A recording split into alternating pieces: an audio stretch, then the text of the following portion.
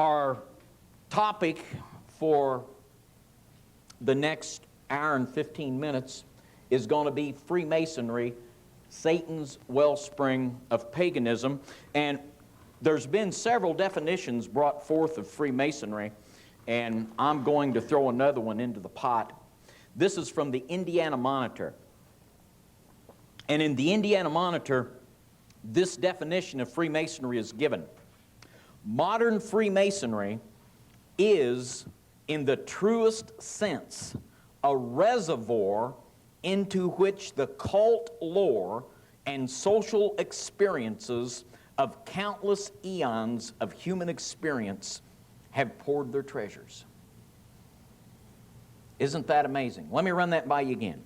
Modern Freemasonry is, in the truest sense, a reservoir into which the cult lore and social experiences of countless eons of human experience have poured their treasures. And we're going to be expounding upon that definition for the next hour or so. And we're going to start where Satan started, with the fall of Lucifer.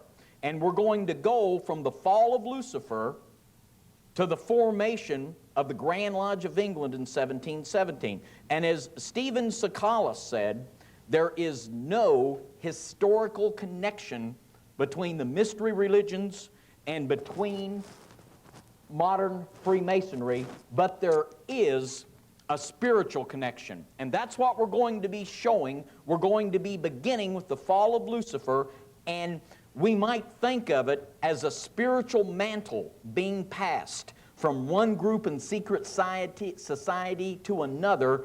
And as the Indiana Monitor explains, Freemasonry, when it was formed with the Grand Lodge of England in 1717, it became a reservoir that collected and systemized the teachings of the mysteries. And it was, in the truest sense, a reservoir that collected this paganism from the very fall of Lucifer. And from Freemasonry, it interpreted it, it set it in symbols, it systemized it, and it also dispensed it into a number of other secret societies and organizations. And literally, from this reservoir, to use their words of cult lore, it has spread throughout our Western civilization. And basically, that's what we're going to be doing in the next hour and 15 minutes. We're going, and as you know, from when you go from the fall of Lucifer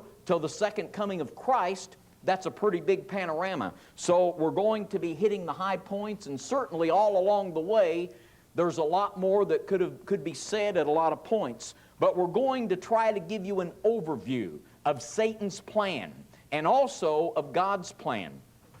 But Freemasonry. Now, this is our thesis statement. Satan is alive and is at work in the world to bring about his master plan. His influence can be seen as a series of threads which run in a convoluted fashion through various groups over time. These threads are woven into a common fabric of evil. Few organizations have been influenced by Satan to a greater degree than the organization of Freemasonry. And I might add, there's never been a more instrumental tool in the hand of Satan. Freemasonry has spawned numerous other occult organizations. When history is examined, it is obvious that Satan has used Freemasons to further many of his purposes. Freemasonry is a wellspring of paganism. Now, this is basically a chart of where we're going to be going. From the fall of Lucifer to the mystery religions, which has been talked about, to the Kabbalah, which has also been talked about, to the Knights Templar, to operative Masonry, to Rosicrucianism, and then to Freemasonry and the formation of the Grand Lodge in 1717. And then we're going to be moving on.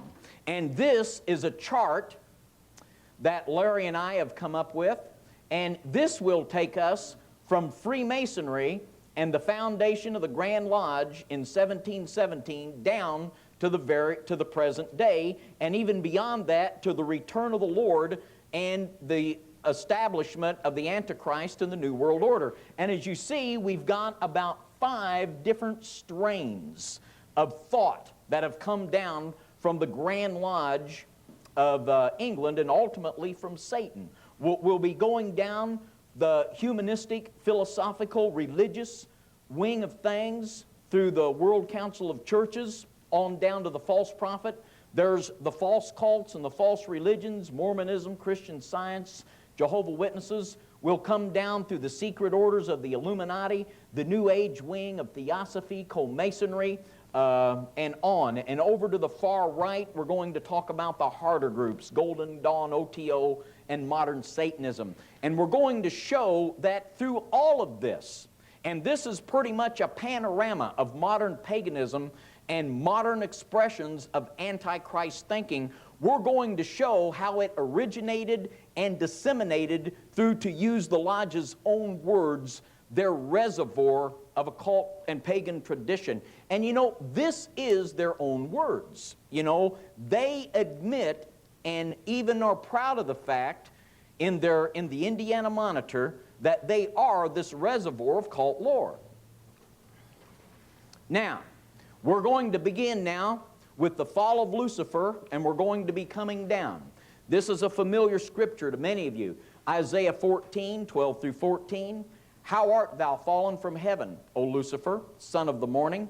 How art thou cut down to the ground, which didst weaken the nations? For thou hast said in thine heart, I will ascend into heaven. I will exalt my throne above the stars of God. I will sit also upon the mount of the congregation in the sides of the north. I will ascend above the heights of the clouds. I will be like the Most High.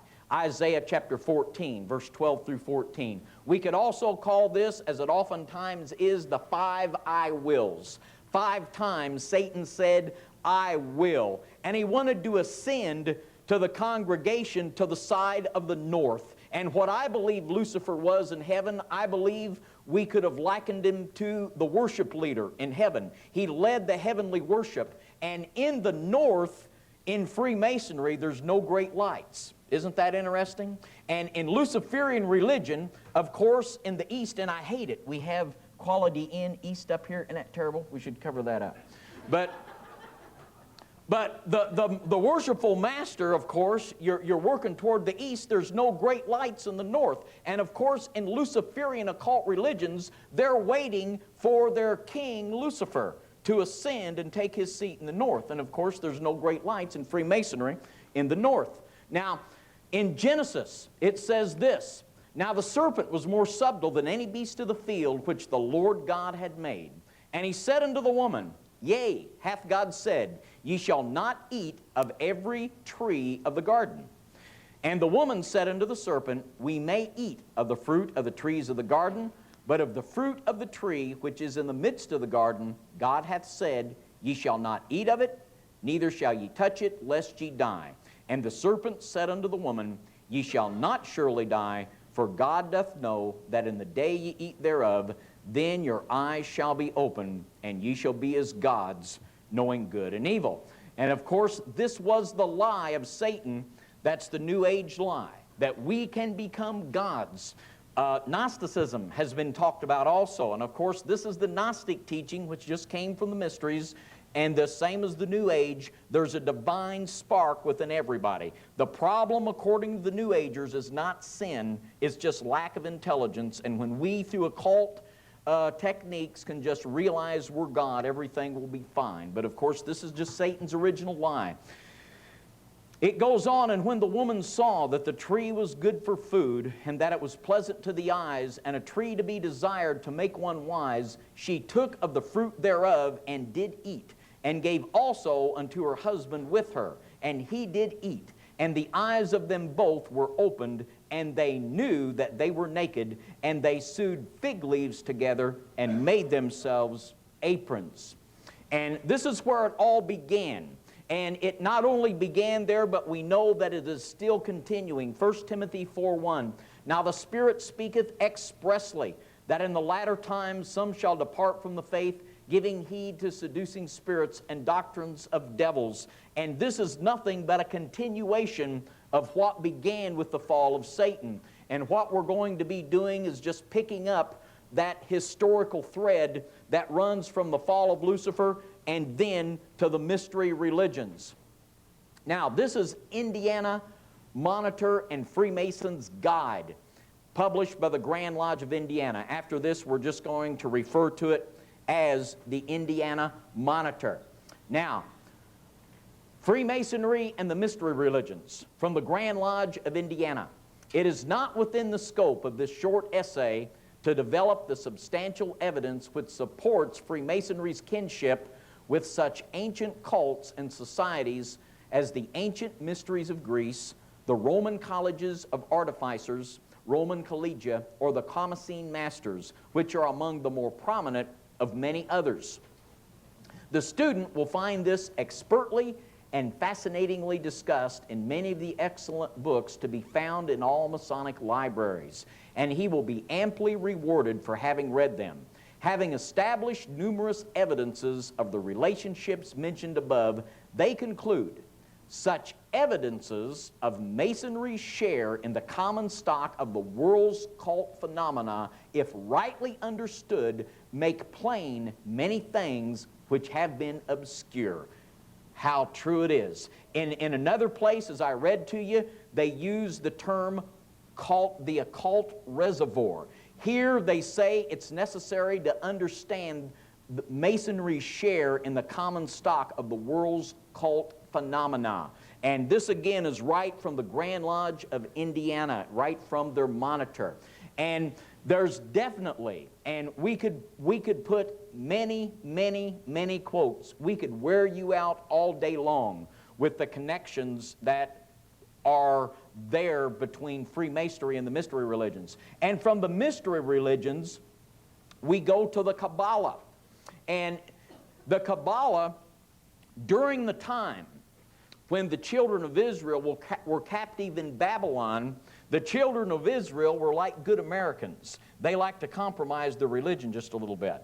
And when they were in Babylon, there was a compromise between the Jewish religion and the religion of Babylon. And this became more or less a series of writings that could be called an occult interpretation of the Old Testament. And these writings become known as the Kabbalah.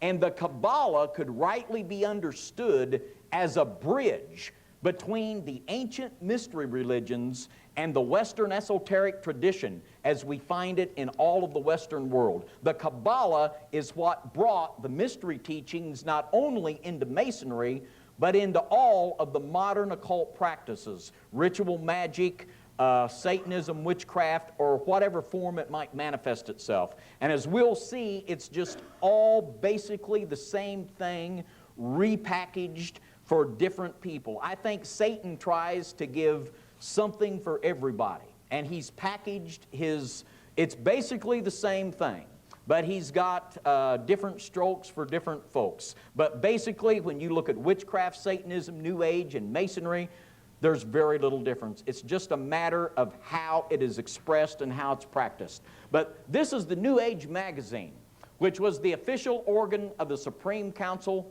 33rd degree, Scottish Rite of Freemasonry. And the name has now been changed to the Scottish Rite Journal because of a lot of the people like us that have exposed a lot of the connections. I think it was about 1989 that the name of this magazine was changed. So there is a connection between Freemasonry and the New Age. But this is what it says in the Scottish Rite official magazine. It says, Albert Pike devotes some 90-odd pages to the teaching of the Kabbalah. References to this ancient literature start as early as the apprentice degree and are progressively increased until the master of the royal secret, 32nd degree, is closed. There's also a manuscript in the House of the Temple that's some 250 pages long that's handwritten by Albert Pike himself with his own pen. That is a commentary on the Kabbalah, and I'm sure that this is not accessible to people like us, but it does exist. It goes on to say, references to the book of Zohar and its various parts occur more than 150 times in Morals and Dogma. Admission is made by Albert Pike that Freemasonry is a search after light. That search leads us directly back, as you see, to the Kabbalah. And there's no doubt that the basis of Scottish Rite is Kabbalistic and Luciferian. And as we'll show, this comes right from the works of some of the leading black magicians of all time, Eliphas Levi in particular. But from the Kabbalah, and we get a historical progression here. The mystery religions, you go all back, we've heard about them in Sunday school, Chemosh and Moloch, and the cults of child sacrifice. It came down, they called them different names in Greece, they called them different names in Rome, the Dionysian rites, the rites of Bacchus, but it was all basically the same thing. It's what Stephen was talking about at the end of Dwayne's presentation, and I think most of you are familiar with what the mystery religions are. Then the Kabbalah made the bridge. It was the tool that made this occult tradition, enabled it to pass over and repackaged it for our consumption, more or less. But the Knights Templar, they were a group of knights that originally were formed for a pretty good purpose. They were formed to protect the pilgrims that were traveling to Jerusalem. But as we know from the history of the Knights Templar, that they run into trouble. This is a book entitled The History of Magic by Eliphas Levi. And this is what Mr. Levi said about the Knights Templar.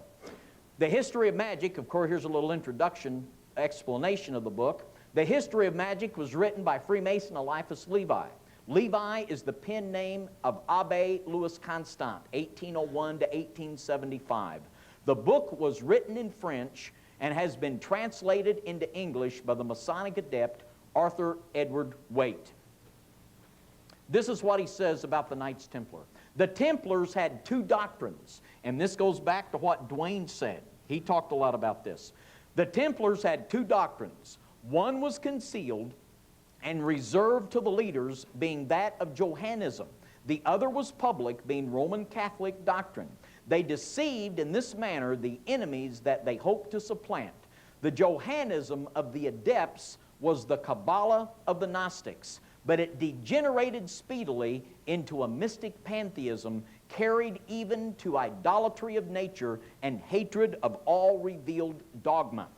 They went so far as to recognize the pantheistic symbolism of the Grand Masters of Black Magic, and the better to isolate themselves from obedience to a religion by which they were condemned beforehand, they rendered divine honors to the monstrous idol Baphomet, even as of old the dissenting tribes had adored the golden calf of Dan and Bethel. And they got into many practices that were very perverted. And the important thing, I want to read a quick quote from Morals and Dogma on page 820. And according to Albert Pike, the first Scottish Rite lodges were formed by the Templars. This is what Mr. Pike says. He says, the end of the drama is well known, and how Jacques de Molay and his fellows perished in the flames. But before his execution, the chief of the doomed order organized and instituted what afterward came to be called the occult, hermetic, or Scottish Masonry. In the gloom of his prison, the Grand Master created 4 metropolitan lodges, at Naples for the east, at Edinburgh for the west, at Stockholm for the north, and at Paris for the south. So as you see, the Knights Templar, and once again we could say a lot more about the Knights Templar, but in this group we have another important bridge that takes us toward the passing down of this spiritual mantle. Now, we're going to talk a little bit about the left-hand draft of this chart. We're going to talk about the humanistic philosophical strain here and how it comes down through humanism and philosophy, and a little bit of the philosophy and teaching of humanism. According to Protagoras, the Greek philosopher, man is the measure of all things. And of course, this is what motivated Satan to say, I will 5 times, exerting his will above that of God. According to William Henley's poem Invictus, I am the master of my fate. I am the captain of my soul. Humanism's goal is to put man on God's throne. Humanists see themselves as masters of the universe rather than as guests in it. And that's a pretty good explanation of what humanism is all about. Now, humanism and Rosicrucianism. And Rosicrucianism is an important link in the passing of the mantle from the ancient mysteries directly into the Grand Lodge of England. Now, from the Rosicrucian Manual, it says this: in ancient rituals, we find this as part of the Rosicrucian pledge. Man is God and Son of God, and there is no other God but man. So, Rosicrucian philosophy and the philosophy of humanism, what difference is there? There's really not any. And there's not a bit of difference between what they're saying here and what Satan said when he said 5 times, I will, and exalted his will against that of God. Now, we're going to talk a little bit about some famous humanists that were Freemasons. And this is a fella, his name is a household word, Jacques Casanova. He was a Freemason, he was an occultist, he was a spiritist, and he had a paganistic sexual lifestyle. And as you can see, old Jacques, I don't know, he looks like he might have had some problems. But Jacques, to this day, to be a Casanova means to have a loose, immoral lifestyle. And few people know that this comes right from this famous Freemason. Now, Casanova was in 18th century France.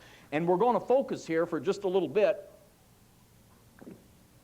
because in the 18th century in France, there were a lot of Freemasons that really did a lot. They come together in a little group, and they did a lot to really push Freemasonry and the occult into the ascendancy in modern culture. And we're going to talk about another fella here, Voltaire. And Voltaire made hating Christianity publicly popular. And his war against Christianity, in one of the history books I read about Voltaire, one of the titles of one of the chapters was his war against Christianity. And Voltaire succeeded in making anti-Christian philosophy popular among the elite of 18th century French society. And according to Voltaire, he said, another century there will not be a Bible on earth. But if you have Wilmington's Guide to the Bible, which is a standard reference work, in Wilmington's Guide to the Bible, it tells the story of how after his death, they bought Voltaire's printing press, and it was used to print and distribute Bibles and Christian literature. So Voltaire did not have his way. Unless he had a miraculous deathbed repentance, he's in hell at this moment. Now, Friedrich Nietzsche, who coined the very influential God is dead philosophy, which has come down, and in the 60s it was very influential in the apostasy that came into the church and into the modern anti-established movement. But that was coined by Friedrich Nietzsche, who was also a Freemason, 1844 to 1900. And Voltaire, who lived 1694 to 1778, made the statement, if God didn't exist, man would have to invent him. And we'll also see how this thinking crops up and reoccurs, that of man inventing God. And you'll be interested to know, but not surprised, where this will turn up. This is one of the greatest Masonic philosophers of all time. If you've studied Masonry at all, you've heard of Mr. Albert Pike.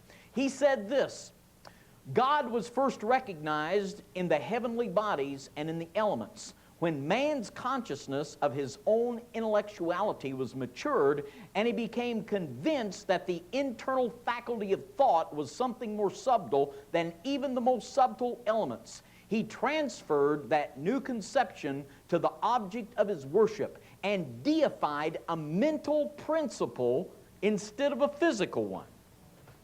In every case, he, in every case, makes God after his own image. Thank you, Voltaire. For do what we will, the highest efforts of human thought can conceive nothing higher than the supremacy of intellect. Now think about what he's saying here. Listen to this.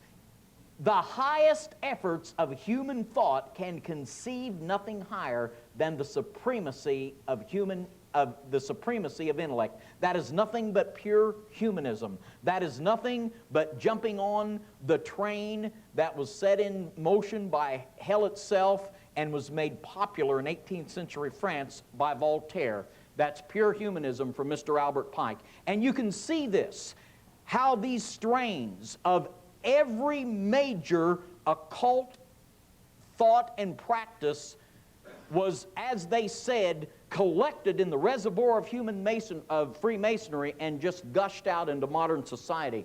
Now, Manly Palmer Hall, in Lectures on Ancient Philosophy, he said this, in the words of an ancient philosopher, but he who knows all that can be known by intellectual energy is a god among men. In other words, the biggest humanist is the biggest duck on the pond.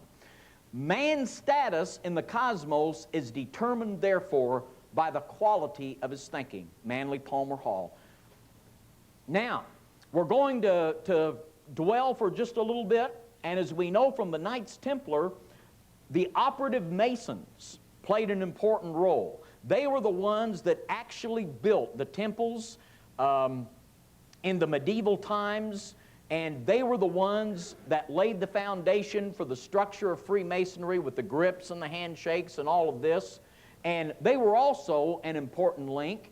And in 1717, they began to allow not only people that actually built temples, but what they called speculative Masons to become a part of these lodges. But we'll talk now for just a little bit about the Rosicrucians, and we'll see the very important part that the Rosicrucians played with the formation of the Grand Lodge of England in 1717.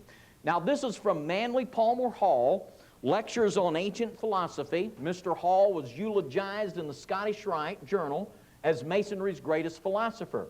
He said this, "The Secret Doctrine," and this was the title of a book that Larry Kunk wrote, and also of a presentation he has on video. And he explains very well what the secret doctrine is. And the secret doctrine is very much taught within Freemasonry, as Larry's book and video points out. And this doctrine is that through initiation in occult practice, man can become a god. Just the same as the basic New Age teaching. And this is nothing but the teaching that was started in Genesis 3 by Satan himself and was passed down through the mantle of the mystery religions and collected in the reservoir of Freemasonry. But Mr. Hall says the secret doctrine that flows through Masonic symbols and to whose perpetuation the invisible Masonic body is consecrated. Isn't that sweet? Has its source in three ancient and exalted orders. The first is the Dionysiac artificers, the second is the Roman collegia, and the third, the Arabian Rosicrucians. So we can see that there's a connection between this secret doctrine from the mysteries to the Rosicrucians. Now, Manly Palmer Hall also says in Lectures on Ancient Philosophy, several initiated Rosicrucians were brought from the mainland to England, where they remained for a considerable time designing the symbolism of Freemasonry and incorporating into the rituals of the order the same divine principles and philosophy that had formed the inner doctrine of all the great societies from the time of the Eleusiniana in Greece. So we can credit the Rosicrucians for actually taking the secret doctrine of the ancient mysteries and putting it into symbols and embedding it into the Masonic ritual. At that point, as the Indiana Monitor says, it became a reservoir for all of this cult lore and tradition. And as the Monitor also says, if you don't understand Masonry's role in this occult lore, you won't really understand what Masonry is all about. Now, we're going to go down, move on to the chart, and show the role that the Illuminati played in the dissemination of the occult. Now, the Illuminati is the organization that everyone talks about, but no one seems to know much about. But this is a picture of Adam Weishaupt, who is the founder of the Illuminati. While an undergraduate, Weishaupt studied the ancient pagan religions and was familiar with the Eleusinian mysteries and the theories of the Greek mystic Pythagoras. As a student, he had drafted the constitution for a secret society modeled on the pagan mystery schools. But it was not until he was initiated into Freemasonry that Weishaupt's plan for the ultimate secret society was spawned. And Weishaupt was a big thinker. He laid the foundation in Illuminism, and we could go all the rest of the evening on Mr. Weishaupt and his plans. But through his thinking, he saw how that through secret societies and Freemasonry, the ultimate utopian society, which we today as Christians, we would call this the push toward the New World Order, the ultimate global New World Order, which is the dream of the modern globalist. But this was from Michael Howard's book, The Occult Conspiracy. Now here's another fellow that we need to mention. His name was Cagliostro, and he was the most ardent Illuminist evangelist.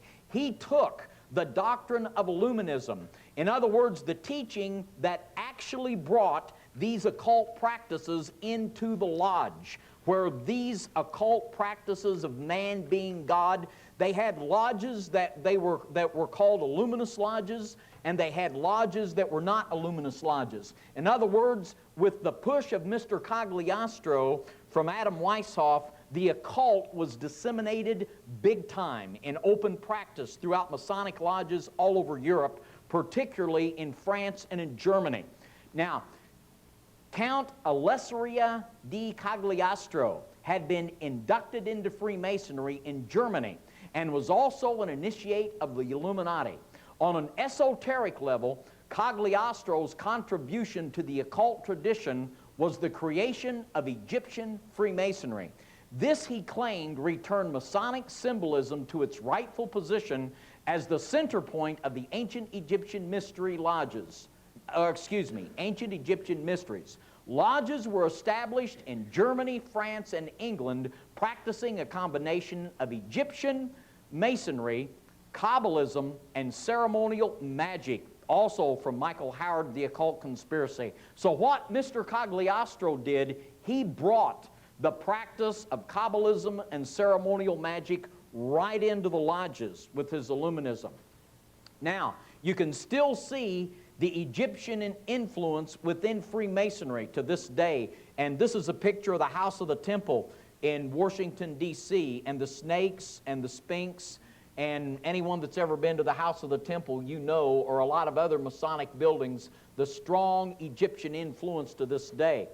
Now, this fella, Comte Saint-Germain, 1710 to 1784. He's another Freemason that was in this little group. And Cagliostro and Weishaupt, Germain, and Casanova, they were all contemporaries, and they all knew one another in this little group. And the push in 18th century France toward occultism gave birth to the 19th century French occultist, primarily Eliphas Levi, who really done a number with his teachings. But he claimed to be hundreds of years old, and he claimed to be sustained by an elixir. And when he was in public in these meetings of royalty, he would never eat. And he would sit at these meals where everyone was eating, and he would never eat. And he, of course, he was a liar and a charlatan, but he would claim he was also a very immoral womanizer like Casanova, but he would claim to be hundreds of years old, and he was a great storyteller and this, that.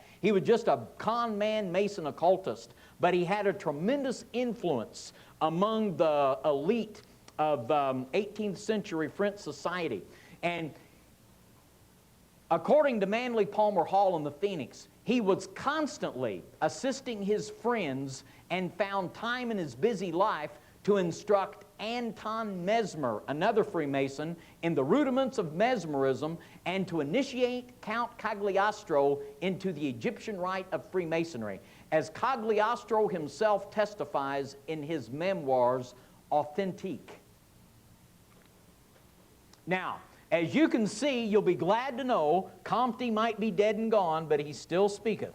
And there's a group out near Yosemite Park called the Church Universal and Triumphant by Elizabeth Clare Prophet, and they still claim to be channeling the Comte Saint Germain, Elizabeth Clare Prophet. And of course, I hope you know I'm kidding. They're not really channeling him. They're just contacting demons that they think are Mr. Germain. But to this day, among New Agers and occultists, Saint Germain is a legendary figure that they look upon with reverence. And many New Agers still claim to be in contact with many of these fellows because they're legendary occultists. And we're going to go now from the Grand Lodge of England in 1717 down through the occult, theosophical, and co-Masonic New Age leg of the thing here. Now, we're going to talk a little bit about the foundation of the Theosophical Society, which is very important to the understanding of the modern New Age movement.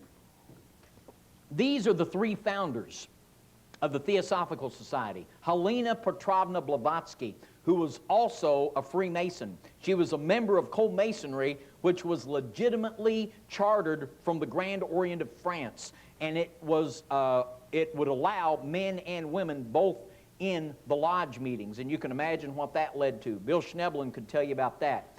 And the other two gentlemen here, Henry S. Alcott and William Q. Judge, were also Freemasons. And before the foundation of the Theosophical Society, Albert Pike was involved in meeting with these people. But Pike was not listed as one of the actual founders of Theosophy, but he was involved. Now, these are a couple of the ascended masters that Helena Petrovna Blavatsky claimed to channel, the Master K.H. Kuthumi and the Master M. And this is a big forerunner to the modern New Age movement. Madame Blavatsky is considered by New Age scholars as the mother. She is often called the mother of the modern New Age movement. And as you can see, this was born in Masonic philosophy and teaching, founded and propagated by Freemasonry. Now, the woman that headed Theosophy after Madame Blavatsky was this lady, Annie Besant, and she worked with a man named Charles Leadbeater. Now, to the right, you see Miss Annie Besant in her co-Masonic regalia. And there are three pictures here of Mrs. Besant from three periods in her life. And there in her later years, she's in her co-Masonic regalia. And she worked with a man by the name of Charles Leadbeater, who was also a very famous 33rd degree Freemason. And this is a picture with the arrow pointing to Miss Annie Besant of a group of 33rd degree co-Masons, who, as I said, they had their charter off the Grand Orient of France. And these co-Masons were some of the real elite hard hitters in the occult world. They were the absolute kingpins of the occult in their day. People like Blavatsky and Besant and Leadbeater and people like this. And a lot of people don't realize that there were ever women involved in Freemasonry, but there certainly were. Now, Charles Leadbeater, this is the man that shared leadership in the Theosophical Society late in the life of Annie Besant. He was a 33rd degree Mason, and he believed that he was reincarnated. And that was one of the nicer things that Mr. Leadbeater believed. But this is what Mr. Leadbeater said on Freemasonry. This is from his book, Hidden Life in Freemasonry. The highest and last of the sacramental powers of the ancient mysteries which have been transmitted to us is that of the Sovereign Grand Inspector General, 33rd degree. The 33rd degree links the Sovereign Grand Inspector General with the spiritual king of the world himself. that mightiest of adepts who stands at the head of the great white lodge, in whose strong hands lie the destinies of the earth, and awakens the powers of the triple spirit as far as they can yet be awakened. And there was a real understanding that these people had that participation in Masonic ritual brought about the transmission of demonic force to the person. And this is something that they not only understood, but they sought after it. And this is from Charles Ledbetter's book, The Hidden Life in Freemasonry, page 336. He said this: "The 30th degree brings its angel also, of appropriate character, a great blue diva of the first ray, who lends his strength to the night KH, somewhat as the crimson angel assists the ex and perfect brother of the Rose Croix. The 33rd degree gives two such splendid fellow workers, spirits of gigantic size as compared to humanity, and radiantly white in color." And as you see, they would even describe the demons that they would receive in the various degrees of Freemasonry. And you talk about precise and advanced occultism, this is what it is. He goes on and says this: "Yet when one of these spirits is attached to us by a Masonic ceremony, we must not think of him either as a director or as an attendant, but simply as a brother." Isn't that sweet? If you pick up a demon during a Masonic ritual, just say brother, you know.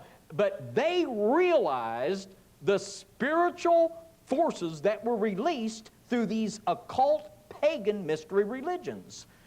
He goes on to say, "Our self-centeredness is so ingrained that when we hear of such a wonderful association, we at once think, however unconsciously, what we can gain by the relationship. What can we learn from this resplendent being? Will he guide us, advise us, protect us, or, on the other hand, is he a servant whom we can send to do our will?" And here we have the principle of all witchcraft and black magic, the control of evil spirits to do your will. Now, we're going to talk a little bit about the New Age, the New World Order, and the coming one world religion. We have a book here, and this is something very interesting. And I hope you can see it. It might be a little hard for you to see, but this is a book called The Consciousness of the Atom by Alice Bailey. And Alice Bailey, more or less, took the mantle from Annie Besant as the leader in Theosophy. And they formed a publishing company in New York called Lucifer Publishing Company. And to this day, one of the most prestigious New Age organizations is Lucius Publishing Company. And right there, Larry's pointing to it on the same book. On there, where Larry pointed, it says Lucifer Publishing Company, and over here, Lucius Publishing Company. Both titles on the same book. And what is today known as the prestigious, and this used to have its office in the UN. It was originally founded as Lucifer Publishing Company, and that goes back to Madame Blavatsky's Lucifer magazine. And of course, this is just the belief that Lucifer is really a great guy that's going to bless your socks off in the occult, which is just Satan's original lie. But this is Alice Bailey's book, The Externalization of the Hierarchy.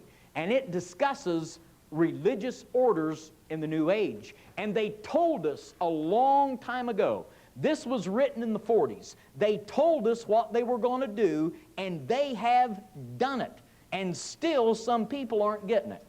But she said the three main channels through which the preparation for the New Age is going on might be regarded as the church, the Masonic fraternity, and the educational field. And that is exactly what they've done. They've went after the church, they've went after education, and they've done it through the lodge. All of them are as yet in relatively static condition, and all are as yet failing to meet the need and to respond to the inner pressure. But in all of these three movements, disciples of the great ones are to be found, and they are steadily gathering momentum and will before long enter upon their designated task. Now, this was written in the 40s, and we've got a fulfillment in our day of what she said back then. She goes on, the Masonic movement, when it can be divorced from politics and social ends and from its present paralyzing condition of inertia, will meet the need of those who can and should wield power. It is the custodian of the law. It is the home of the mysteries and the seat of initiation. It holds in its symbolism the ritual of deity, and the way of salvation is pictorially preserved in its work. Exactly what Manly P. Hall said, that the Rosicrucians took the ancient doctrine from the mysteries and embedded it into the ritual. The methods of deity are demonstrated in its temples, and under the all-seeing eye, the work can go forward. It is a far more occult organization than can be realized, and is intended to be the training school for the coming advanced occultist. In its ceremonials lies hid the coming advanced occultist. In its ceremonials is hid the wielding of the forces connected with the growth and life of the kingdoms of nature and the unfoldment of the divine aspects in man. In the comprehension of its symbolism will come the power to cooperate with the divine plan. Foster Bailey, who was the husband of Alice Bailey, was a 32nd degree Freemason who lectured extensively through lodge halls throughout America. This book, The Spirit of Masonry by Foster Bailey, is still sold by McCoy Publishing Company, and I appreciated what Dwayne said. Dwayne said he believed that there would be nothing sold by McCoy that would not be accurate reflection of Masonic thought, and I agree with that very much, what Dwayne said. But in this book, this is what Foster said: Masonry and the Universal Religion. It is not possible from a contemplation of this side of Masonic teaching that it may provide all that is necessary for the formulation of a universal religion. And I'm sorry, is it not possible? May it not be true, as has been said, that if all religions and scriptures were blotted out and Masonry were left in the world, we could still recover the great plan of salvation. Now, isn't that an awesome statement? You could throw out every religion and just keep Freemasonry, and you'd still have the plan of salvation. Most earnestly should all true Masons consider this point, and I really wish that they would consider that point, and I think if they would, some of them would get out. He goes on, a revitalized Masonry made up of Masons true to their obligations and realizing the mystic tie that binds them all together in one true brotherhood would also provide a platform so universal that it would meet the need of thinkers of all kinds and of every school of thought. It would thus not only meet the religious need by providing a universal religion, but would also satisfy the mental need felt by all broad-minded thinkers of this time. Foster Bailey, The Spirit of Masonry. So you can see how Freemasonry, through the New Age, is providing the platform for the coming one-world religion. Now, this is the September 1950 issue of the New Age magazine, the official organ of Scottish Rite Freemasonry, and it contained an article entitled God's Plan in America. I'll read. You don't need much commentary here. There are 3 plans in action in America today, and they all have different purposes. The first plan is God's plan, a non-sectarian plan. The second is the Roman Catholic plan, and this is a denominational or sectarian plan. And the third is the communistic plan, an anti-capitalistic plan. God's plan is dedicated to the unification of all races, religions, and creeds.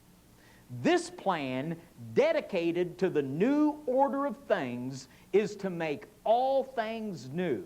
A new nation, a new race, a new civilization, and a new religion. A non-sectarian religion that has already been recognized and called the religion of the great light. And this, what they call God's plan, is actually Satan's plan. This is the same thing that was taught and passed down from Satan himself through the mystery religions into the reservoir of Masonry and brought down to us in America via Freemasonry. Now we'll read on. Just as Providence has chosen the Jewish race, the children of Israel, to bring into the world righteousness by carrying the 10 Commandments, which emphasize, remember the Sabbath day and keep it holy, so also Providence has chosen the Nordic race to unfold the new age of the world, a novus ordo seclorum. The Nordics are the highest branch of the 5th Aryan civilization. Did you know that? The Latins are the 4th Aryan civilization. I bet you didn't know that either. And the American race will be the 6th Aryan civilization. Now, where they're getting this from is the secret doctrine of Madame Blavatsky. And what this is the doctrine of the supremacy of the Aryan white race. The secret doctrine of Madame Blavatsky is the book that Adolf Hitler kept on his bedstand. This is the doctrine that fostered Aryanism, skinheads, the Ku Klux Klan, and by the way, also Albert Pike, while he was the head, the Grand Commander of the Scottish Rite, was also the head of the Ku Klux Klan in Arkansas. This is the racist Antichrist philosophy of the superiority of the Aryan white race. And this passed down through the Theosophical Masonic doctrine to Aryanism, on down to the Ku Klux Klan, on down to modern groups like the skinheads. We witnessed to a skinhead in Evansville, and the young man was converted and but went to a church there in Evansville and then went on to Bible school. I don't know what's happened to him. But the young man told us that the role the skinheads were to play is that they would be the foot soldiers of the New World Order. That is exactly the phrase he used, that the skinheads were aware that they would be the foot soldiers of the New World Order. But we want to talk a little bit about the role of Albert Pike. Albert Pike was Sovereign Grand Commander of the Scottish Rite. He's responsible for the writing of the Scottish Rite journals. And in A Bridge to Light, published in 1988, this makes the role of Albert Pike quite clear. The current Sovereign Grand Commander, C. Fred Kleinknecht, wrote in the foreword, "The apex of our teachings are our rituals and morals and dogma, written by our beloved Sovereign Grand Commander, Albert Pike." And then this is in the foreword to A Bridge to Light. And of course, many Freemasons in the Scottish Rite, they like to say, you know, Mr. Pike, you know, he's back in the old days, we really don't honor him. And that certainly is not true, as an abundance of quotes could show. The January 1996 issue of the Scottish Rite Journal, the Ritual and Ceremonial Forms Committee announced that the rituals of the Scottish Rite were to be revised. What is the prime directive when revising the rituals? Quote, "The committee will hold all degrees to the highest standards regarding content and style. The criteria for this will include A, preservation of the content of the original Albert Pike ritual," unquote. This is a book entitled The Ku Klux Klan, The Fiery Cross by Wynne Craig Wade, published in 1987. It has been well reviewed by several news organizations, San Francisco Chronicle, the Houston Chronicle, the Boston Sun Globe, etc., etc. This is what it says. And here we're going to tie Mr. Pike to the Klan, which is easy to do. It's a well-known fact that they're hard-pressed to deny. After the Klan had spread outward from Tennessee, there wasn't the slightest chance of central control over it, a problem that would characterize the Klan throughout its long career. Prominent Southern gentlemen were later cited as state leaders of the invisible empire. Alabama claimed General John T. Morgan as Grand Dragon. Arkansas was headed by General Albert Pike, explorer and poet. Win Craig, the Fiery Cross. Now, going back here, now we've read this quote, so I'm going to skip this. This is going back to the quote that we had in the New Age magazine, which is talking about the Nordic and the Aryan race. So we've looked at this connection from Aryanism to Nazism through the skinheads, and this, of course, influenced a man by the name of Adolf Hitler, who rose to power in the 1930s. He was an occultist, and he was a member of two secret societies, the Thule Society and the Order of New Templars. Now, this was an interesting group that was founded by a disgruntled Freemason that took Masonic doctrine over into this German secret society, which is extremely dangerous. And of course, he promoted the superiority of the Aryan race. Now, is there a Masonic connection? And it's also well known, and I'm very much aware, that Hitler did persecute Freemasons and occultists. But it's also true that he was a member of secret societies and occultist himself. And it's also true that Stalin, who was his great fear, was also given birth and power by the secret societies. So it's kind of hard always to tell just exactly what's going on. But the occult and secret societies had a big role to play on all sides. But as you notice, here is a book that shows the swastika, the ancient mysteries in modern Masonry by Reverend Charles H. Vail, published by the McCoy Publishing and Masonic Supply Company. And this, the swastika was used in a Masonic book published by McCoy Publishing and Masonic Supply Company before it was adopted as the symbol for the Nazi Party. Is there a connection? Very interesting. Certainly some food for thought and something to think about. But when you realize that Mr. Hitler's rise to power was through Masonically connected and oriented secret societies, it does make one wonder. Now, this is a book entitled 10,000 Famous Freemasons. Henry Ford was raised in Palestine Lodge, number 357, Detroit, Michigan, on November 28, 1894. He received the 33rd degree September 1940. Now, Freemasonry, or Freemason Henry Ford wrote a series of articles which appeared in the Dearborn Independent discussing the Jewish problem. Hitler was quite taken with Henry and his writings. Ford's manufacturing techniques were adopted to build the German war machine. Hitler awarded Ford the highest civilian honor which could be invested upon a foreign national. Now, here's another very interesting thing that was in a book by Foster Bailey, Running God's Plan, published by Lucis Publishing Company, and just try to figure out who Mr. Bailey is talking about. It says this, and this is talking about the establishment of the ultimate New Age plan, as Masonry would call God's plan. It says this: one attempt was to begin by uniting the peoples living in the Rhine River Valley, using that river as a binding factor. It was an attempt by a disciple, but did not work. Now another attempt is in full swing, namely the Six Nation European Common Market. And you don't have to be a rocket scientist to figure out who he's talking about. Now we're going to talk a little bit about the move from the World Council of Churches through cooperation with pagans to the rise of the prophet and Antichrist. And we've got about 10 minutes, so I'm going to try to hurry as much as I can to get through the most of it.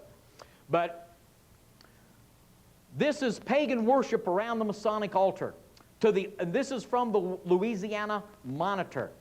To the altar of Freemasonry, all men bring their most votive offerings. Around it, all men, whether they have received their teachings from Confucius, Zoroaster, Moses, Mohammed, or the founder of the Christian religion, just so long as they believe in the fatherhood of God and the universality of the brotherhood of man, meet upon a common level.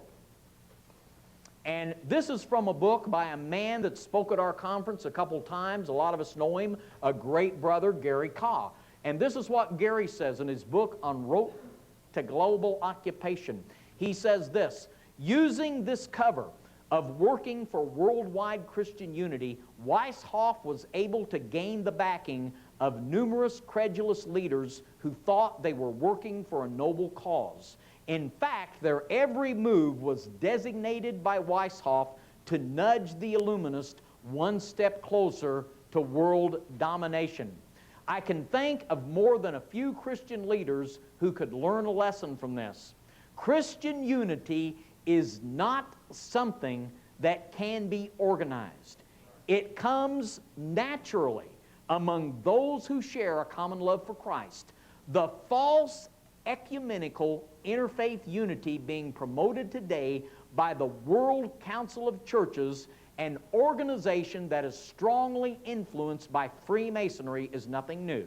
It has been used for centuries to try to further the cause of world government. As long as Christians do not unite with the peoples of other religions, there can be no world government. You can applaud now. This unwillingness of Christians to compromise their faith has been the chief obstacle for the conspirators, thank God. This is an article that Larry got out of the Indianapolis Star. And this shows a very contemporary outworking of what we're talking about. What's the date on this, Larry? July 23rd, 1988. And it says 1998. Yeah. And it says this: the Church Federation of Greater Indianapolis Rally will be at 3:30 p.m. Saturday in Martin Luther King Jr. Park. Prayer vigils at 1:30 p.m. at the 350 sites of slayings since 1990 will kick off this event. People will gather at 1 p.m. for the vigils at the 23 sites. On Saturday at 3:30 p.m., Patricia Freeman Dorson will stand in the middle of Martin Luther King Jr. Park and blow a shofar, the ram's horn that Jews use to call one another to prayer. But her music will call Christians and Muslims too, and Buddhists, Hindus, and Baha'is. They are gathering in the park for a citywide peace rally in remembrance of men, women, and children murdered in Indianapolis. And this is just one example of many things all around the country that we're seeing. Now, Christ is not the common denominator.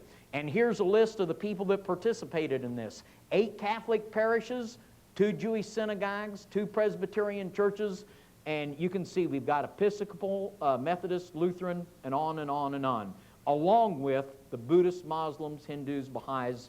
So it's not hard to figure what's going on.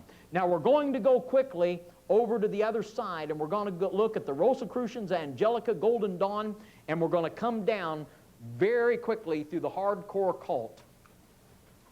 Now, the modern society of Rosicrucians was given its present form by Robert Wentworth Little in 1865, who, with other zealous Masons, founded the order following the reputed discovery of certain manuscripts in the archives of the Grand Lodge. And as that other slide showed, and I'm going to skip a few slides here because we just don't have time to go through all of it, but as the other slide showed, the Rosicrucians Angelica was considered an actual Masonic group because you had to be a Master Mason to be a part of it. And from the Rosicrucians Angelica was spawned the major league occultist of the modern day. And we're going to talk briefly about one of the groups, the Hermetic Order of the Golden Dawn, which was formed by prominent members of the Society of Rosicruciana in Anglica. And I just butchered that, didn't I? But you get the idea. Now, the founders of the Golden Dawn. As far as England is concerned, without a doubt, we must seek for its origins in the Societas Rosicruciana in Anglia. This was an organization formulated in 1865 by eminent Freemasons, some of them claiming Rosicrucian initiation from continental authorities. Among those who claimed such initiation was one Kenneth Mackenzie, a Masonic scholar and encyclopedist. The first chief of this society, its supreme magus so-called, was one Robert Wentworth Little, who is said to have rescued some old rituals from a certain Masonic storeroom. And it was from certain of those papers that the society's rituals were elaborated. He died in 1878, and in his stead was appointed Dr. William R. Woodman. And here's a picture of the three fellows that were the founders.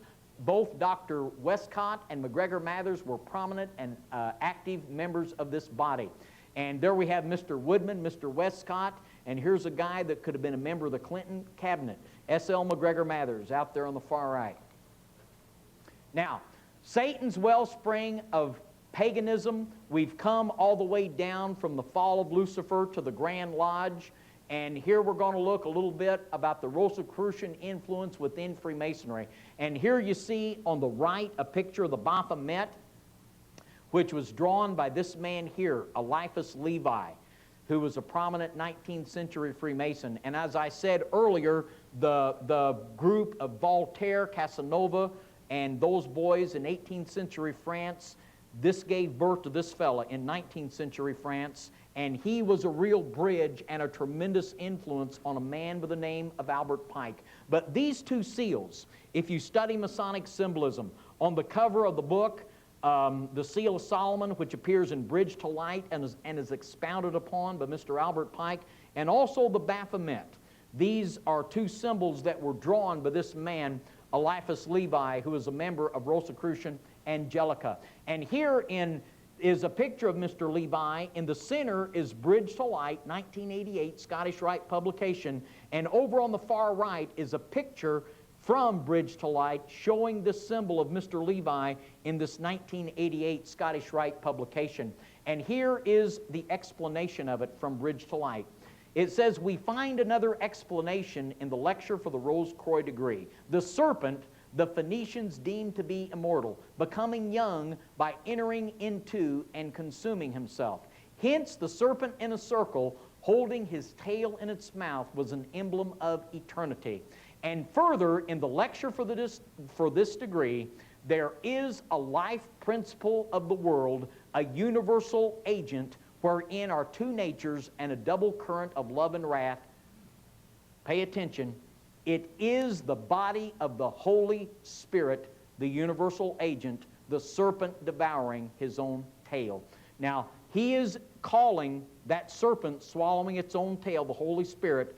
Now, if you don't know we have a big problem here, you're not paying attention.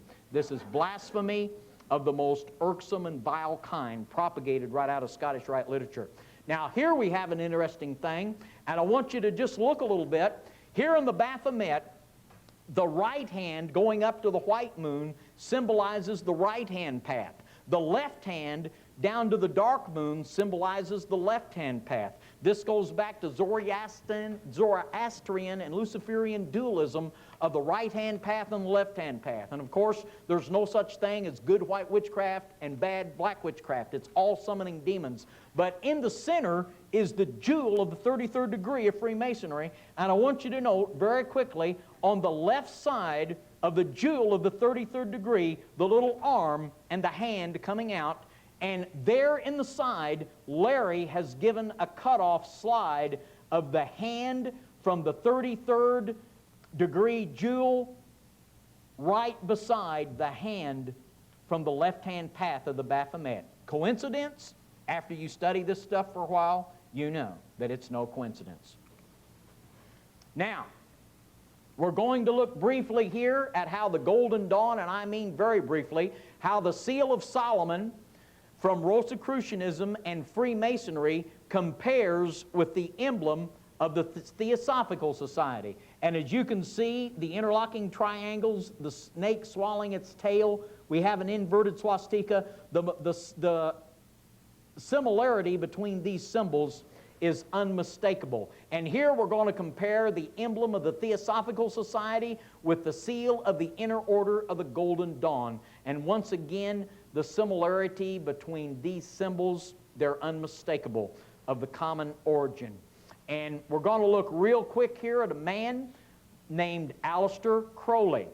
He was a member of the Golden Dawn. After being expelled, Crowley formed his own order in 1907. He used amended versions of the Golden Dawn rituals. While in India, Crowley encountered Aiwas, one of the secret chiefs. Through a medium, Aiwas dictated the Book of the Law, which became the basis of Crowley's later teachings. The Ordo Templar Orientis, OTO, is an initiatic body composed of men and women who have accepted the principles of the Book of the Law. And if you've ever read Crowley's Book of the Law, you know this is dangerous stuff. But this is a ritual.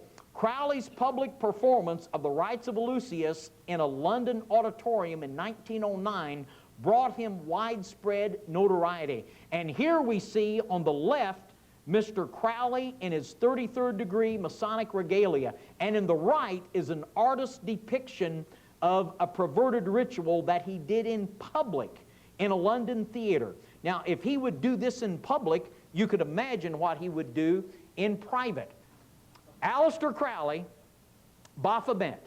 Crowley referred to himself as the Beast and also as Baphomet. The sigil of Baphomet is a symbol well known to witches and Satanists.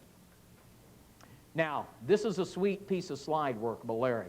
The sigil of Baphomet finds prominent use in Scottish Rite Freemasonry today. And here's Mr. Fred Kleinknecht. And you see on his hat the symbol of the Knights Templar Cross, which was the sigil of Baphomet, which Mr. Crowley put by his name. And as you see, this is also by the signature of Mr. Fred Kleinknecht, and the Supreme Commander of the Scottish Rite wears this upon his head when he sits on the seat of the throne at the House of the Temple. A.E. Waite, leader of the Golden Dawn's mystical faction in its waning years, controlled the Isis Urania Temple in London from 1903 until it closed in 1914. Waite designed the Golden Dawn tarot cards, the deck most commonly used today. The builders of 1914, when it was written at the request of the Grand Lodge of Iowa, stated that Freemason Waite was the greatest student in the field of esoteric teaching and method. A 3-page tribute followed. Now, here we're going to show the connection from the Golden Dawn down to modern witchcraft. Gerald Gardner, 1884 to 1964, was initiated in the New Forest Coven. Gardner is considered by many as the father of modern witchcraft. Gardner's work, Book of Shadows, is traditionally copied out by hand by very new witches from his or her initiator's version. Freemasonry, OTO, and witchcraft. The rituals of New Forest Coven were initially fragmentary.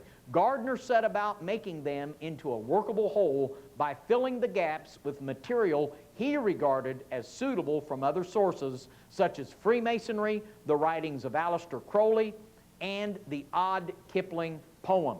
And there's a tape available we did at a conference where Bill Schneblin did a presentation comparing Masonic initiation with witchcraft initiation. Alex and Maxine Saunders were initiated in the Gardnerian tradition. Alexandrian witchcraft is an offshoot of one of Gardner's covens. They continue in the Gardnerian tradition. Both Gerald Gardner and Alex Saunders, the two big names in modern witchcraft, they were Freemasons. Now, this is a book that shows the connection between Freemasonry and Satanism, the Satanic Rituals by Anton Sandor LaVey. Anton LaVey founded the Church of Satan. The Satanic Rituals documents the rites of Lucifer. Satanists worship self rather than Satan. We could talk about that for a while.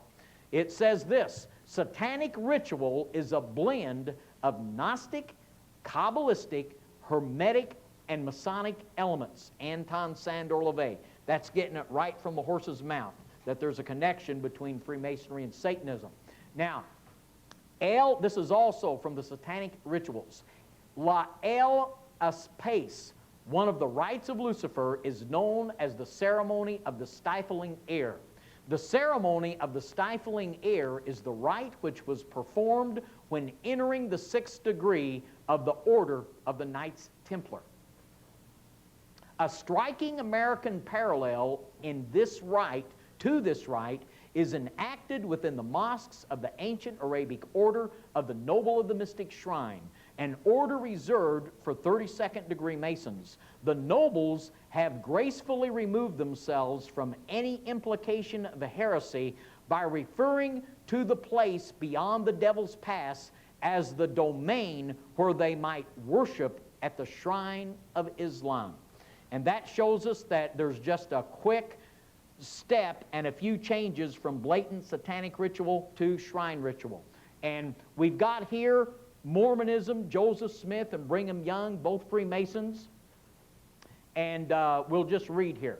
Freemasons have been influential in the foundation of several of the world's cults. Mormonism. Joseph Smith was a Mason. Much of the Mormon temple ritual was taken from Masonic ritual. Symbols of Freemasonry are found on Mormon underwear. Smith gave the grand hailing sign as the mob which killed him attacked the jail where he was being held. Freemasons have been influential in the foundation of several of the world's cults. Christian Science. Mary Baker Eddy was married to a man named George Glover. Glover died of yellow fever in Charleston, South Carolina. A last request was that his brother Masons see her safely to her father's house in the north. And this is from the life of Mary Baker Eddy by Sybil Wilbur from the Christian Science Publishing Company. Freemasons have been influential in the foundation of several of the world's cults. Jehovah's Witnesses. Charles Taz Russell was a Mason, according to Edith Starr Miller, Occult Theocracy. Early Watchtower publications contained the crown and cross symbol used by the Knights Templar. And here's our thesis statement. Satan is alive and is at work in the world to bring about his master plan. His influence can be seen as a series of threads which run in a convoluted fashion through various groups over time. These threads were woven in a common fabric of evil. Few organizations have been influenced by Satan to a greater degree than the organization of Freemasonry. Freemasonry has spawned numerous other occult organizations. When history is examined, it is obvious that Satan has used Freemasons to further many of his purposes. Freemasonry is a wellspring of paganism. Thank you very much.